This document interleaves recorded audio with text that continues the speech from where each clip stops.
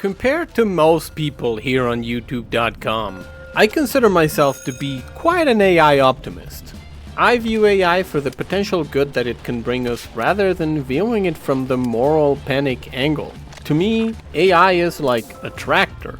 It's like a lawnmower or a nap wrapping machine at a chocolate factory. However, viewing a technology for its potential does not mean that we get to ignore the growing pains and the legitimate issues that they bring as they get polished to a state where their true potential may be realized. One of such real problems is the aggressive scraping of free and open source repositories by these LLMs, which are so frequent, computationally expensive, and numerous that they are virtually indistinguishable from DDoS attacks. The biggest problem with these LLM scrapers is that they are, on a surface level, indistinguishable from human traffic, making the webmasters work overtime and trying to discern true human usage and automated browsing under the command of a computer.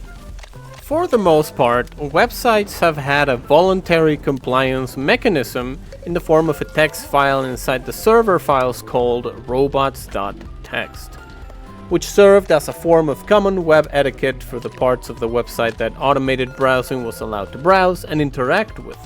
LLM programs, however, are notorious offenders of this mechanism. The main problem when it comes to free and open projects and repositories is essentially a resource problem. If you blast a website owned by Microsoft or Google, like GitHub or YouTube, with millions of thousands of requests, to them it's just Wednesday. Their servers are designed and expected to be able to handle that kind of traffic and handle it without even breaking a sweat. They have full security teams and enough employees to handle any DDoS attack, both real and incidental, in the blink of an eye. It would essentially take the whole of humanity to make a concerted effort to take their websites down in order for them to actually go down. Most free and open projects, however, don't have that luxury. They run on very limited resources, a couple of volunteers that webmaster and handle their servers more often than not on their own time and based off the goodwill of their hearts. Just a few of the affected projects are the JavaScript-less, free and open repository SourceHut, both the GNOME and KDE desktop environments GitLab infrastructures, as well as GNU's very own Savannah servers, the Fedora project, and the list goes on. The biggest problem with automated scraping is just how frequent it is. Because of the way that LLMs work, there is a defined set of data that the program is trained on. And whenever a user makes a query in which they ask about information that is nowhere to be found within the neural network's data points, the LLM travels to that website and scans the information in order to feed it to the user. By the way, in the case I'm mistaken about any of this information, please feel free to correct me, but I'm pretty sure you're already underway in the comment section down below. And all of these request costs add up, and fast. According to the Read the Docs project, the savings from blocking all AI crawlers range from 800 gigabytes to 200 gigabytes per day, which translates around $1,500 a month. But wait, there's more! And this part gets even more sinister. There has been a worrying trend that's popping up, both from the curl project and the security team from various Python projects.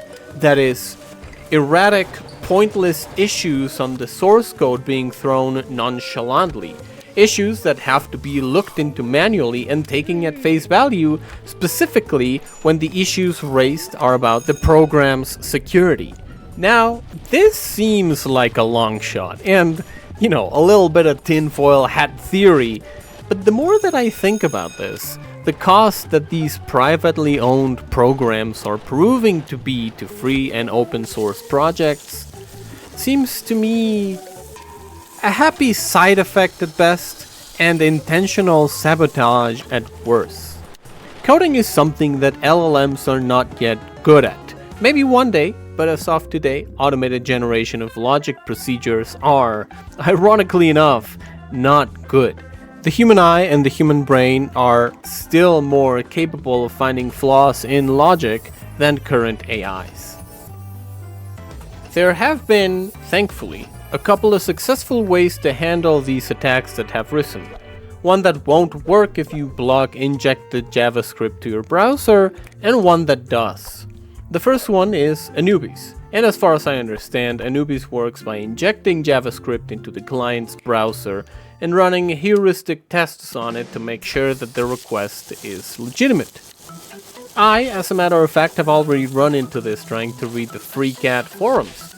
My access was revoked because I had a JavaScript blocker and had to enter the website without it. You know, it's fine. I don't like the fact that it has to resort to code injection to work, but whatever works, I guess. Just drop the anime girl. I understand that most of us people on the internet are desensitized to them, but normal people are not. They are gonna think that you're doing something malicious to their PC.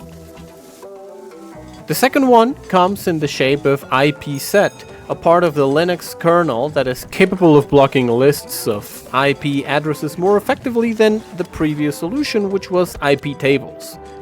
It is not perfect, but ipset isn't really relying on injecting code into the client's computer in order for the problem to be mitigated. One silver lining about this whole situation is that you can help. You can donate to these projects in order to help alleviate the cost that these attacks put on each of these projects. You know, you can skip that one Starbucks coffee or McDonald's meal. You get to save a couple of calories, and by donating to free software, you make sure to support the betterment of the whole internet. Also, if you're a US citizen, donations to the FSF are tax deductible too, so you can help yourself while helping everyone else. That's it for today's video. Make sure to hit the subscribe, punch the bell, and drop a like. Hopefully, I'll see you in the next one.